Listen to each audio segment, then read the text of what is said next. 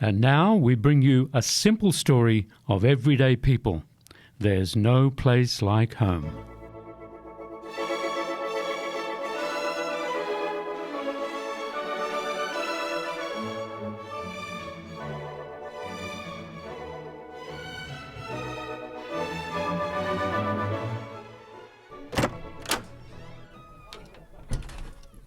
Hello. Come in, please. Hi, is this, are you the doctor? Yes. Hi, it's, Lindy, isn't it? Do come in. Thanks. Yeah, I'm Lindy. Lindy, please take a seat. I'm Dr. Wisely. How are you? Thanks. I've been better, to be honest, but I really appreciate your seeing me so quickly, Dr. Wisely. Call me Andrea. I'm not one of those stiff, intimidating old-fashioned doctors. Oh, I think I could cope with that. I have a stiff, intimidating, old-fashioned mother and her stiff, intimidating, old-fashioned friend staying with me, so I'm used to it. So long as you can give me some stiff, intimidating, old-fashioned medicine. Well, hopefully we can avoid anything that drastic, Lindy. You'll be surprised what can be cured by a good diet and some positive thinking. Oh, A lot of the more progressive medical schools, such as the one I attended, are emphasising a more holistic and empathetic approach to medical science. well, that's great, and I'd love some empathy. I haven't had too much of it since I moved into the town, but surely there's a place for... These days, there's less emphasis on pills and potions and suppositories and so on, and a far greater emphasis on things like gut health, fresh fruit, vegetables, that sort of thing. Is replacing suppositories with vegetables really a good idea? Is that good for the gut? Oh, I think so, yes. There is so much more to medicine than having some dry academic understanding of biology and how the liver works and what the pancreas does and all that sort of stuff. A good doctor attends to a patient's soul as much as their body, don't you think? Isn't that what a priest does? Surely if the soul needs attending to, the doctor hasn't But really... perhaps we're getting sidetracked. I'm sure you don't need to know what goes on behind the scenes of the medical profession, as it were. I sort of wish I didn't. What matters is what I can do to help you. What seems to be the problem, Lindy? Oh, look, it's a bit awkward and I don't quite know how to start, but I'm just really worried about... Just take your time. I'm very empathetic and a really good listener.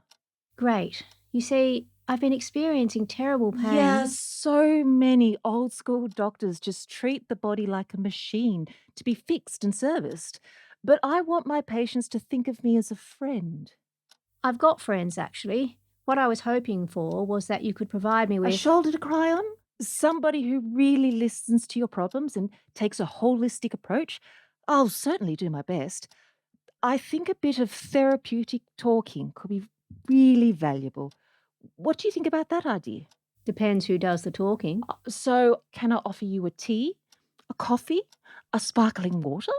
How about a Prozac? I'm not sure if we have any of that. Hang on. Oh, no, it's all right. It was just a... I was just joking, really. You don't need to... No. I'm sure we can make you one of those Prozac? No, it's a drug. It was just a sort of a joke. Ah, yes, very funny. Well, laughter is the best medicine after all. But most modern doctors do try to avoid drugs where possible. There is a lot of excellent non-pharmaceutical therapy out there. It's amazing what talking through a problem can do. This pain, it's really constant and... It's called listening therapy, and whether you're suffering from ME, ADHD, ASD, suppressed borderline neuropsychosomatic non-localized chronic anxiety syndrome, hydroocular delusional welts, Gump's disease, the vapors, or dengue fever, there's every chance that a 5-year course of listening therapy can, well, we don't like to use the word cure in modern medicine, as that's a very outdated and loaded term that comes with all sorts of unrealistic expectations. But some people find a good dose of a good old chit chat really effective. It's all about the patient, or the customer, as we prefer to say these days, feeling that they are being listened to. Okay, well, you see, Or you could do the listening if you feel more comfortable with that. Now, I can offer you a tea or a coffee or a. You already asked. Oh, yes, I did, didn't I? And you made a funny joke about wanting drugs. That's right. It was just a joke. Just a joke, of course. Yes, and that's lovely. A nice little joke helps to break the ice and make things less awkward. Well done. So, no tea or coffee? No, I really just want to. Is there a reason you prefer not to drink tea or coffee? Perhaps we could explore your feelings around hot drinks. I'd rather not. You see, I'm not really here because of. You see, hot drinks have been found to have a really powerful impact on mood and can really affect the gut biome. Modern medical research has uncovered really strong links between recreational tea, coffee, and Ribena consumption and a host of serious medical conditions such as chronic fatigue syndrome, fibromyalgia, private browsing related anxiety, Wi Fi withdrawal related hypersensitivity, pro-social, anti-task focus, disinclinative spectrum anxiety disorder, and self-addiction. Do you think you might have any of... I fell off a ladder and I think I've twisted my ankle. Oh, well, I haven't really had much experience with ankles and all that. You see, these days in medical school, there isn't a lot of focus on... A twisted ankle's a very old-fashioned type of medical condition, isn't it? Have you tried eating more kale? Kale? Yeah. I think it has calcium in it or something. Hang on. You see, I was on a ladder painting the toilet block in the park. Hang on. Right. It says here that having a twisted sense of your ankle is a condition that can be brought on by childhood trauma and can manifest itself as... No, it's just a twisted ankle, not a twisted sense of my ankle. So you identify as having an actual twisted ankle? Yes. Well, I think that's what it is. It's really painful and it's so swollen I can't get my shoes on. Oh, I thought you were just wearing slippers because you prefer not to leave the house. A lot of my patients are like that. No, I love leaving the house. It's being in the house that I don't like, ever since my mother. Oh, your mother. Now we're getting somewhere. Are we? Why don't you tell me about your mother? Where to start? Let's start at the very beginning. A very good place to start. Do you have any traumatic memories involving your mother? I could give you a whole book of them from this last week alone. I remember yesterday she boiled 6 kilos of pig's liver and made a revolting farmhouse pate, which is now taking up all the space in my freezer. I'm worried that if the health department visits, they'll think I collect stool samples. Well, you can tell a lot by analysing a person's stool samples. If anybody analysed these, they'd conclude that I was an alcoholic pig who ate nothing but onions.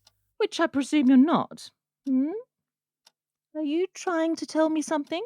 Yes, I'm trying to tell you that I fell off a ladder and twisted my ankle and grazed my arm, and I think I might have cracked my head open, and my mother has moved in with me, which is driving me insane, and my partner hit the bottle and then got kidnapped by a conspiracy theory lunatic, and now the only friend I have in this wretched town doesn't want to speak to me because he's more interested in hanging around some precocious little ingenue at the pub and a bunch of filthy footy players, and my godmother has also moved in with us, and she forces me to get out of bed at 4:30 a.m. every morning to do Pilates for an hour, in spite of the fact that my knee is probably dislocated and my ankle's turning black, and I don't get a moment's peace because of all the revolting guests who keep flooding into my guest house, even though I just want to close the place. So I'm always tired, and I'm not eating, and I'm not sleeping, and I get dizzy spells all the time, and unbearable headaches, and I can't cope. I can't cope anymore, doctor.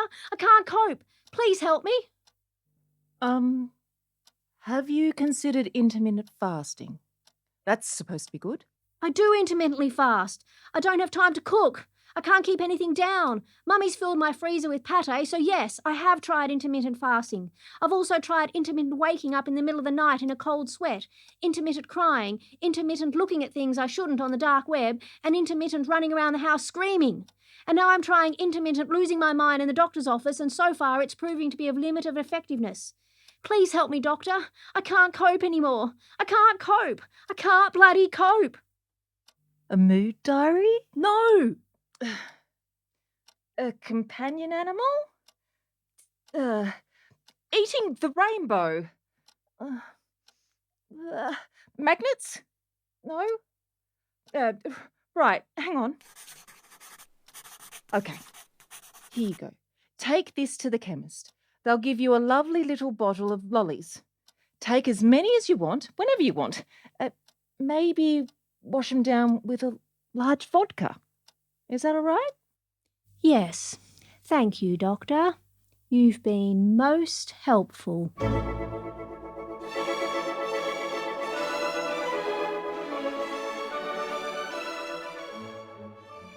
Well, hopefully the little bottle of lollies will help Lindy, whether she has hydroocular delusional welts, Gump's disease, or the vapours.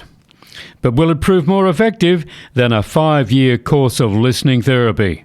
Find out in next week's episode of There's No Place Like Home.